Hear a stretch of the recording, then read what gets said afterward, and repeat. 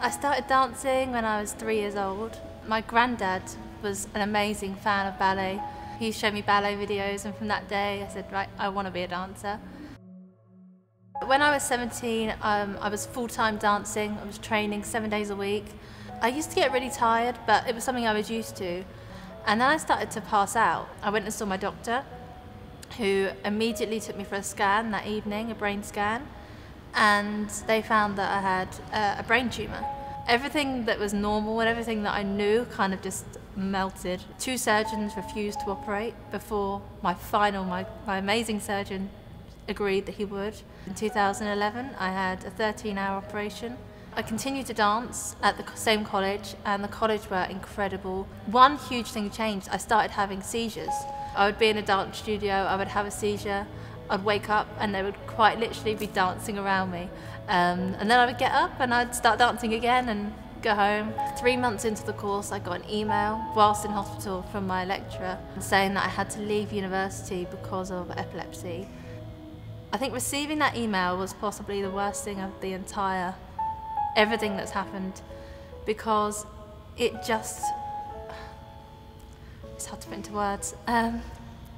Everything that I'd fought for and decided that I wanted to be, it had to stop, and somebody was telling me that I couldn't do it. I realised that how the nurses and doctors helped me, they quite literally saved my life, and I wanted to do that for other people. I decided that I wanted to be a nurse, specialising in epilepsy. I started giving talks about epilepsy to people, neurologists, neurosurgeons, but actually giving a detailed thing of what it is like to live with the condition. I wouldn't wish it upon anybody, none of it. However, in my opinion, this is the best thing that has actually ever happened to me, because although awful and painful and, it stopped a lot of things, however, it actually opened more doors than it closed. I want to embrace every little bit of independence I have. I want to fly, and quite literally, I did.